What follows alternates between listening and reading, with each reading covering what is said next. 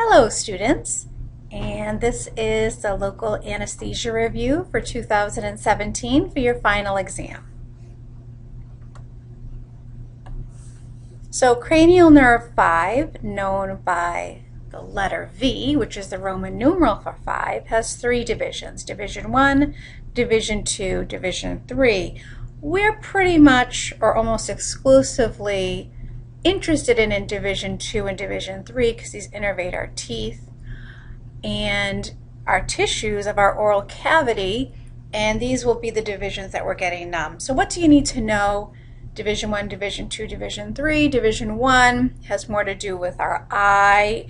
That division of the cranial nerve, the trigeminal nerve, exits the skull through the superior orbital fissure.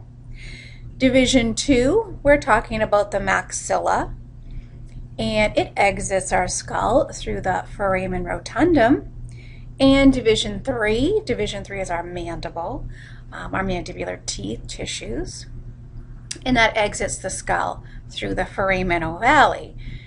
So how do I remember? Division 2 is rotundum, Division 3 is ovale. Sometimes I say oval 3, it kind of rhymes. Another mnemonic that I know Professor Strauss has used before is man loves ovaries, so man and ova, so mandibular division and ovale. And then rotundum, I don't have anything good to remember that, so you'll just have to memorize it. So let's take a look at our foramina. So we already discussed rotundum, which is Division 2, or the maxillary division of trigeminal nerve, ovale, Division 3, or the mandibular division of the trigeminal nerve.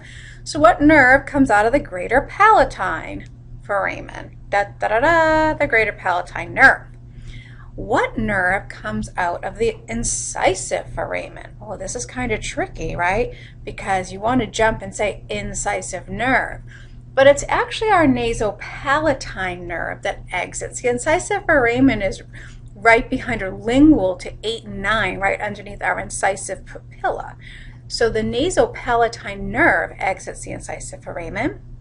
The mental foramen, down there by our mandibular premolars, the mental nerve exits out of the mental foramen. And then lastly, our infraorbital nerve exits out of our interorbital foramen. Now the mental and the infraorbital are sort of unique in that they exit out of the foramen. So they're only soft tissue injections until you take the solution and sort of shove it or jam it back through the foramen, and then you'll get the pulps of the teeth. So let's talk a little bit about nerves, neurophysiology. What is depolarization? Depolarization is nothing more, well, it's probably a lot more, but for us to know, it's the sodium is coming into the nerve, the potassium is coming out of the nerve, and that sodium coming into the nerve helps to transmit this electrical message to our brain, right? So we have nerves that depolarize. If I get pinched on my finger, a message is sent by sodium coming into a nerve and potassium coming out, and that message is sent to my brain. Ow, that hurts. And then a message will be sent out, right, efferent, through my motor nerves to remove my hand from that pinchy source. So depolarization is the nerve has an influx of sodium, and you'll see on the bottom there terms efflux and influx. So influx means something's coming inside, and efflux means something is exiting. So that's an easy way to remember what those terms mean. So where does local anesthetic work? Where does that drug, where does lidocaine work? Well, it works on the sodium channel, right? It works on the calcium receptor site within the sodium channel. And how does it work? It works by blocking the influx of sodium. So if messages are sent to our brain, pain, a feather touch, heat, pressure, blocking the sodium from coming in prevents that message of pain from getting to the brain. And that's what we want to do. We want to block the sodium channels, and we prevent depolarization. Oh, chemistry. So we're not going to go deep into this like we did in PHAR, right? So we remember we have the two separate molecules, the free base known as Rn, and then the cation RNH+.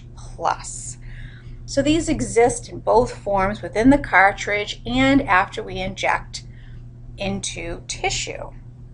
So we need enough free base, the Rn, to penetrate the nerve, to get inside the nerve and interact with the hydrogen within the nerve. And when it interacts with the hydrogen within the nerve, it forms the cation, and the cation goes into the calcium receptor site within the sodium channel. So we know infections are acidic. What does that mean? It means it has a lot of hydrogen. That's what an acid is. There's hydrogen all around an infection or an abscess around a tooth. So what happens chemically? What happens is we can look at this two ways. All right? So let me give you an example. I could say we have a lot of women in our class. Or I could say we don't have a lot of men in our class.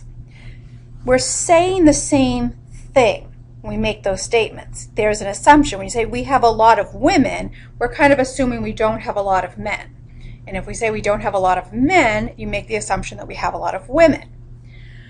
So chemically, when there's an infection, we end up, you could look at this two ways, with too many cations outside the nerve, so there's not much diffusion inside the nerve, or you can say we don't have enough free base to penetrate the nerve. So you can say, what happens with an infection? We form too many cations, or we don't form enough free base, and the person doesn't get numb.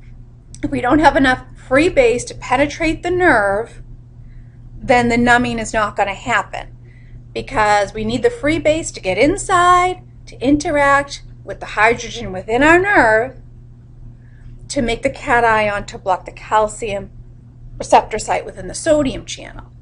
All right, so what happens with infection? Know these two statements. Not enough free base is formed, or too many cations are formed. Math. So I'm not going to go huge into math here because we could spend a lot of time on it. And there's the PHARM math that goes over the math associated with local anesthesia. So how can we think about these two different things? I want to talk about milliliters and I want to talk about milligrams. Now when we think about milliliters, think about like a 2 liter of Coke. We're talking about the liquid. Right? So when we talk about milliliters, we're talking about the amount of liquid, that solution that you can see within the cartridge. And it's always either 1.7 or 1.8 milliliters. So milliliters, think liquid, liters liquid, think like a 2 liter of Coke. Now milligrams is the amount of drug dissolved in the solution. And how we can kind of think with the Coke, milligrams, that's what we're talking about, how many grams of sugar are dissolved in it. And with local anesthesia, we're talking about how much drug is dissolved in the solution. And so in a 2% lidocaine solution and a 1.8 milliliter cartridge, there would be 36 milligrams of lidocaine. And I know we talked about the shortcut method, taking the percent number, making this number a whole number. So you would make this 18. 18 times 2 is 36. And then if it is a cartridge that also contains epinephrine, you need to figure out epinephrine. If it's a 1 to 100,000 cartridge, you'll take this number, the 1.8, move the decimal point 2 places, and you'll get 0.018 milligrams of epi. So if this was 1.7 milliliter cartridge in a 1 to 100,000 epi solution, this would be 0.017 milligrams of epinephrine. On the final, there is no long way math. You've already had or you will be having a quiz on how to do math out the long way. So armamentarium. So let's talk about the different items that we need during our setup. So what do we have? Basic setup here. What do we need to know about needles, syringes, and cartridges? So needles, we know they come in different gauges, and the gauges is talking about the thickness of the interior lumen. The lower the number, the bigger the lumen inside. So if you have a 25 gauge needle, you have a nice big lumen inside, which is great when you want to see if you're getting a positive aspiration. And it also makes the needle stiffer, so that's good when you need to penetrate through muscle and deep tissue. Syringes, here at Middlesex we use aspirating syringes, and you know you have to pull back on the thumb ring with your thumb to see if you're in a vessel. In the harpoon, the element that makes it an aspirating syringe at Middlesex is that it has a harpoon, so you can pull back and it pulls the rubber stopper. It creates a negative pressure within the cartridge, and you can see if you're drawing blood back in. And then finally, cartridges. What do we need to know about cartridges? When is a bubble too big? When does it indicate it's been frozen? What do you do if you see sediment or particles within the cartridge, which you should never see? How many milliliters are in the cartridge? We talked about that, 1.7 to 1.8. So what's in the cartridge? We have the locally anesthetic drug, which would be like lidocaine or mepivacaine. We have a vasoconstrictor, and vasoconstrictors can be either epinephrine, which is almost exclusively what you'll see, or levonorepinephrine. Sodium bisulfite, that's a preservative. That's a preservative that they spray on salad bars to make everything stay sort of fresh looking. And it's a preservative for the vasoconstrictor. Vasoconstrictors are not super stable, so they need this addition of a preservative to keep them preserved within the solution. So the sodium bisulfite is not inside the cartridge if there's no vasoconstrictor. And then finally, sodium chloride. That's salt, right? We're a little bit salty. We cry salty tears. We sweat salt. And just like you wouldn't put plain water on contact lens solution, you need saline or salty solution to put contacts into your eyes. We need the same thing, the same salinity, so it keeps our cells from dumping all of the water out of them, and it makes the solution isotonic with our body's tissues. Topical. So topical, we have a bunch of different kinds of topical. We have 20% benzocaine, 5% lidocaine base, 2% lidocaine hydrochloride. So lots of different topicals we can choose from. Topical is not ideal to use on abraded tissue. When tissue is abraded, topical will be sucked into the systemic circulation very quickly. The kind of tissue, the abraded tissue, the topical that you would use on that would be, probably the best one would be a 5% lidocaine base. It's not absorbed very well. Benzocaine is also not absorbed very well, but a lot of people are allergic to it. So the tissue is abraded. We don't want to use a lot. We'd probably use 5% lidocaine base. The kind of tissue the topical works best on is non-keratinized tissue. It penetrates about 2 to 3 millimeters, so not very far. And you leave it on about 1 to 2 minutes, not longer. The person's going to get an ulceration, and don't twirl it because you'll give them an ulceration if you're twirling the cotton-tipped applicator. It is absorbed systemically, so we use a very small amount. People can have localized allergic responses to topical, especially more to benzocaine, because it has that intermediate metabolite, PABA, that a lot of people are allergic to. So lidocaine, there's very few, if any, allergic responses to that, so that might be a better choice. And topical does not contain a vasoconstrictor. So that means it does get absorbed systemically because the vasoconstrictor is not there to keep it at the site of administration. So technique.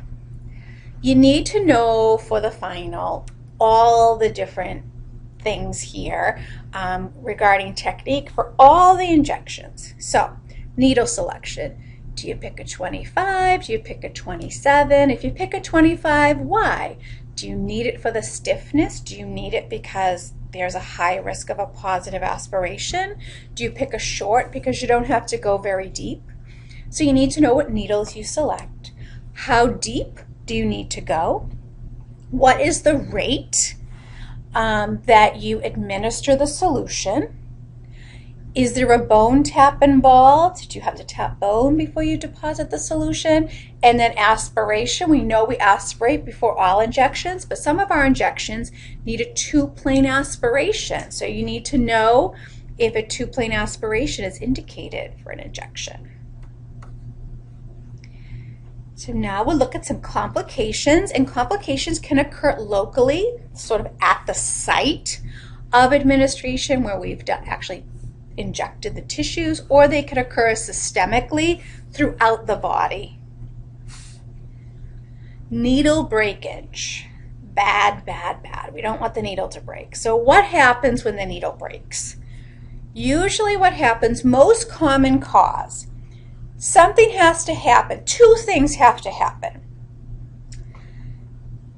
Most common cause is the patient moves unexpectedly, but you also probably have to have hubbed out the needle. The needle is weakest right where it joins that white hub. So if you hub out, go all the way in, all the way to that white hub, you insert the needle all the way, and the patient remains perfectly still, probably nothing happens. But if the patient jumps, that needle can break right at that spot very easily because you've kind of torqued it when the patient moves. And if you're way, way, way deep, almost to the hub, and the needle breaks, the tissue has a tendency to go and suck in the needle. So that's bad, right? You can't get it. So we don't insert to the hub. We don't even insert super close to the hub. We would like to have a little bit of the needle that we can still see. And if it should break, the patient jumps and it does break, you can grab your hemostats and grab the part that's sticking out and pull the needle out. All right, so we prevent it by not going very deep. And we manage it by hopefully grabbing it. If it gets sucked in, then we're talking oral surgeon, and they will make the decision. So don't hub your needle because sometimes a patient will jump. I've jumped when they've grazed and I get an electric shock feeling. So they can't prevent it sometimes. And the other thing you want to do to prevent needle breakage is to make sure you're using the appropriate gauge. So paresthesia. Paresthesia is persistent anesthesia. The patient continues to feel numb long after you would expect that they would be numb. We're talking days later, they're still feeling numb. It's usually associated with the IA combo lingual injection, and it's associated with the lingual nerve. And it's associated with higher percentage anesthetic drugs, like a 4% articaine. They consider that perhaps the higher, more potent drug percentages contributes or is more neurotoxic. Again, it's not well understood what causes paresthesia, and it may not always be avoidable. It's not very common. Management of it is to have, talk to your patient. If they're still numb, have them come in, measure it where they're numb. It's usually somewhere on their tongue. And have them come back in again in a few weeks. Hopefully the area that you charted last time as being numb is decreasing. it's getting better, and eventually it will resolve on its own.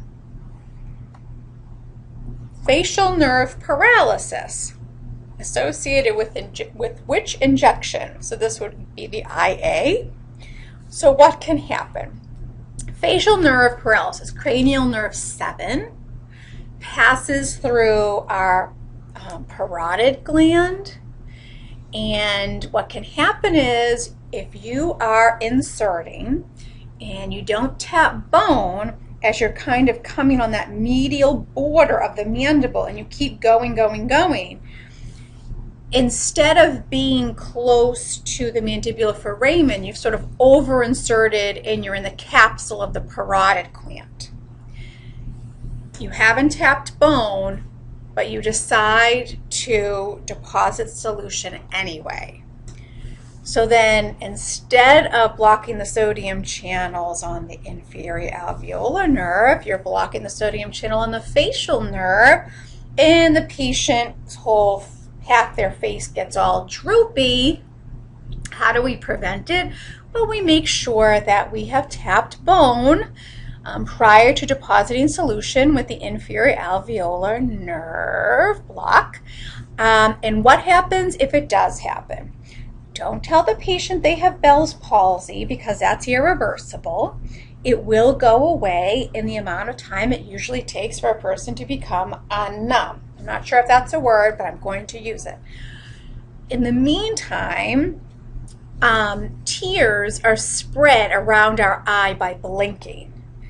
And you need to kind of close the person's eyelid, or else their eye will get really dry if you can't blink and spread the tears. And it's also dangerous not to be able to blink, like if someone came and tried to poke you in the eye and you weren't able to blink. So you tape their eye closed with some gauze, and you instruct them that it should get better, and then I would probably call them later. But prevent it. If you don't feel the bone, take it out, reposition, do whatever you can to feel confident that you have tapped bone prior to deposition.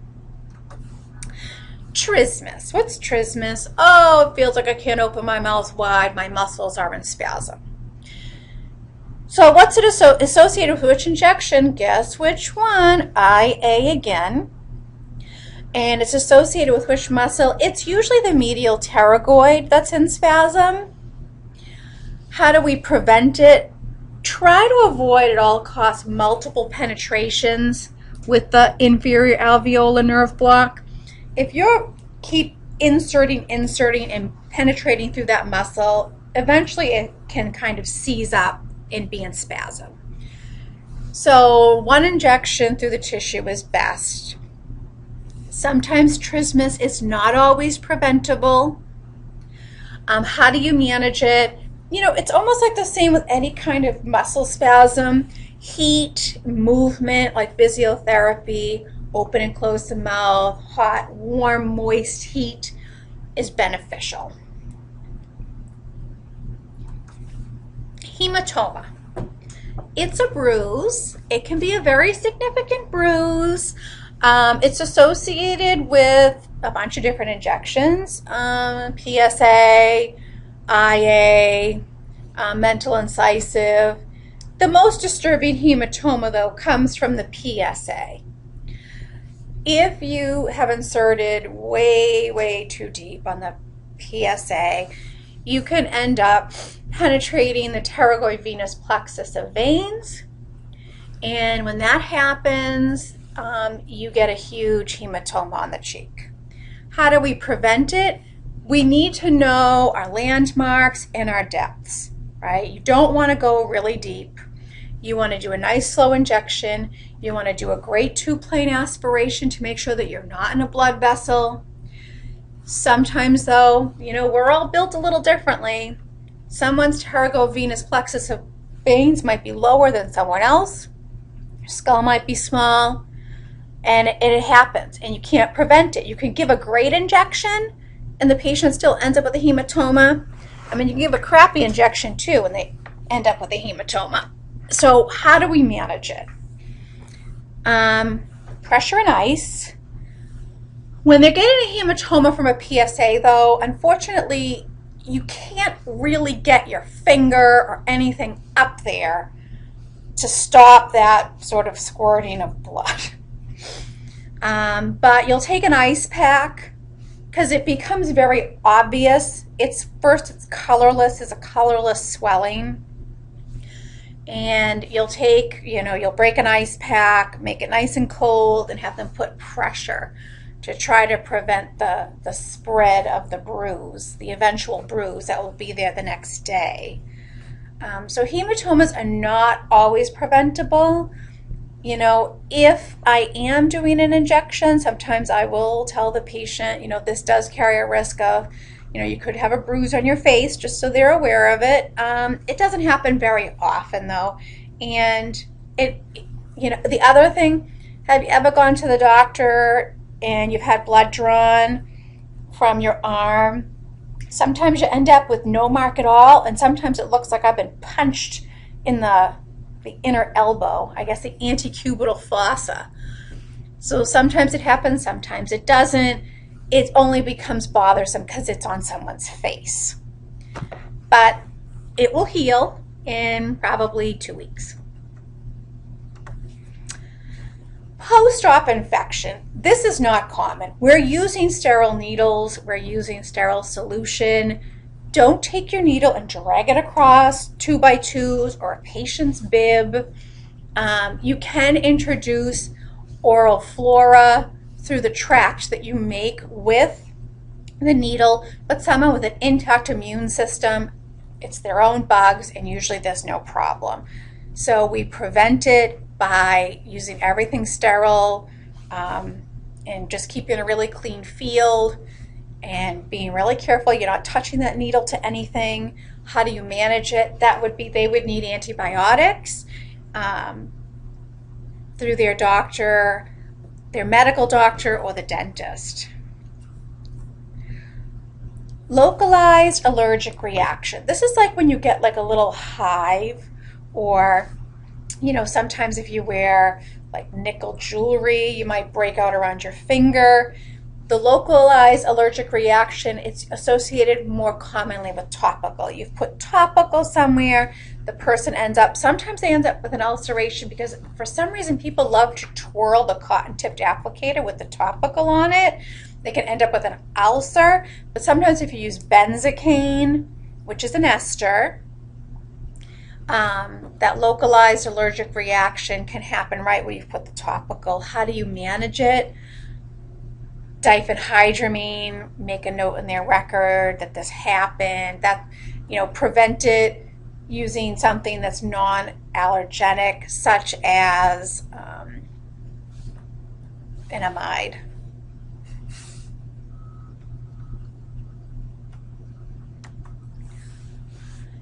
Systemic allergic reactions, what causes that? Now, what are we talking about here? We're getting into, they're progressing towards an anaphylactic reaction, or they're breaking out in hives on their trunk, on their arms, their legs. Causative agents, systemic allergic reactions are rare. Now, a lot of people are allergic to sulfites. If you're using a local anesthetic solution with a vasoconstrictor, sodium bisulfite will be in that cartridge. If someone is allergic, they tell you they can't have, it's usually wine, they can't eat at a salad bar. They are allergic to sulfites. And you want to make sure that you give them a plain solution with no sodium bisulfite in it. Other medical conditions, steroid-dependent asthmatics are very sensitive to sulfites. So you want to be very careful in injecting a solution with a vasoconstrictor with sodium bisulfite in someone that is a steroid-dependent asthmatic. If it happens, what do? How do we manage it? If it's proceeding towards anaphylaxis, then it's going to be epinephrine parenterally. Also, you can start off with diphenhydramine. How do we prevent it? Thorough medical histories. and just, following through if they're a steroid-dependent asthmatic, or if they talk about being allergic to wine or salad bars and things like that. And then you'll use a plain solution. So we want to try to prevent these things from happening. Local anesthesia overdose, pretty rare. Initial signs and symptoms: central nervous system excitation. If you inject, you don't aspirate, you deposit solution very quickly within a blood vessel, it can get to the brain. And initially, it will shut down our inhibitory nerves. So excitation takes over. And so you might see someone get really giddy, really excited, like almost nervous, which can also look like anxiety, right?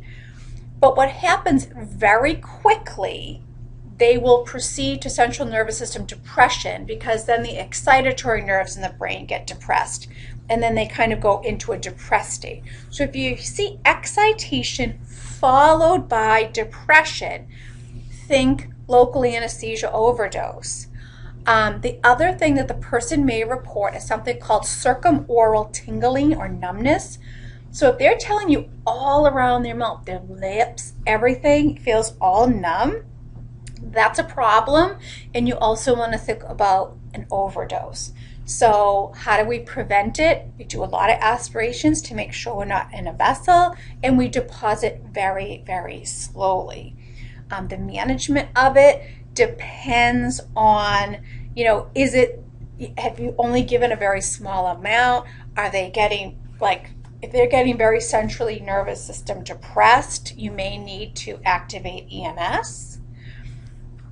So it really depends on the situation. But we are going to prevent that. Epinephrine overdose. This is very unlikely with dental hygiene services. This is something, we're talking about a very small framed person. You're using epinephrine impregnated cord for a crown prep.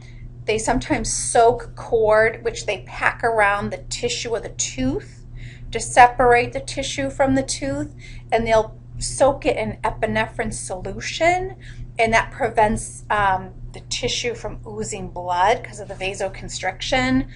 That's when you get more of an epinephrine overdose. It's very unlikely with 1 or 2 cartridges that you'll have this happen.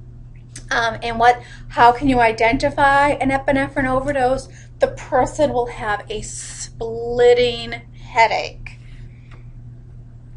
But again, it's very, very unlikely. So troubleshooting. Pain during injection. You're injecting too fast. If you're injecting really fast, you're not giving the solution time to disperse through the tissues, so you're basically ripping. Like if you're shoving a bunch of solution underneath that tissue, things are tearing, and that causes pain. If there's pain when you remove the needle, you might think, oh, is this needle barbed? Have I really tapped that bone numerous times? And as you're removing the needle from the tissue, it kind of makes a huge tent. You might have a barb on that needle. You want to replace it. Burning on injection usually has to do with the acid nature of the solution, especially in solutions with vasoconstrictors. So if the solution has a vasoconstrictor in it, the pH of it is usually about 3.5. It's pretty acidic, and that's why the person might get burning. Electric shock. If you graze the nerve, they kind of get a ding, and they'll jump a little bit. A white area that develops on the cheek with the IO. I've actually seen this happen. It's because the vasoconstrictor is sort of constricting all those vessels, and it looks like the person has like a big white circle on their cheek, and it's kind of frightening. But then eventually the vasoconstrictor disperses, and the coloration of the tissue comes back. So when is this acceptable? Never. Okay, if you have used, we're only ever going to use a one-handed recap, right? We're never going to use a two-handed recap, so this is not acceptable. Health considerations of our patient. So disease. Renal, hepatic, we got kidney or liver dysfunction. Lower the dose, right? Only amides are available. In the injectable amides are available in the United States. So even though they are metabolized in the liver and excreted through the kidneys, we'll just lower the dose. Brittle diabetics. Someone that has brittle diabetics means they're very, very poorly controlled. And you have to be really careful with the amount of epinephrine, if any, that you give them. When you give a brittle diabetic epinephrine in their system, right, epinephrine is what we release when we're under stress. So glucose or sugar can be released into their blood, into their circulation. And so if they're already poorly controlled, you want to be really careful with the amount of epinephrine you give them. Uncontrolled hyperthyroidism, a part of that is a really fast heartbeat and a high blood pressure, so you really don't want to be treating those patients with vasoconstrictors such as epinephrine. Uncontrolled hypertension, again, we don't want to be giving this person anything that might be stressing out their heart. And hypertension, they can have 1/5 the dose of epinephrine that a person without controlled hypertension. So that would be 0.04 milligrams of epinephrine. Methemoglobinemia, we talked about this during pharm. So what is that associated with? Prilocaine usually, but it's also associated with benzocaine and articaine. So it's associated with both amides and esters, but mostly prilocaine. Prilocaine has something called toluidine or orthotoluidine as an intermediate metabolite that they think brings on this methemoglobinemia. The person can turn kind of blue because we want our oxygen to be carried in our hemoglobin, and when you form too many methemoglobins, oxygen is not able to be released, and so you'll see blue happening in the fingers and the extremities. How to cure that? That would be, they would have to go to the hospital. They would get something called methylene blue to reverse it, so we can kind of remember the antidote, because they are blue, and then they get something called methylene blue. And you want to be careful if your patient reports taking a lot of acetaminophen, because if they take a lot of acetaminophen, that's also linked when you combine it with prilocaine for a patient to develop methemoglobinemia. And atypical plasma pseudocholinesterase. So pseudocholinesterase is what breaks down esters. So if someone reports they have atypical plasma pseudocholinesterase, they'll have a difficult time breaking down esters. So you want to make sure you're not giving them topical benzocaine. In the population, it's about 1 to 2,800 people have atypical plasma pseudocholinesterase. So those are associated with esters. And concomitant drugs. Where do we want to be careful, especially with epinephrine? When a patient has used cocaine or methamphetamine within the last 48 hours, we don't want to combine that with epinephrine because they can go into a cardiac arrest.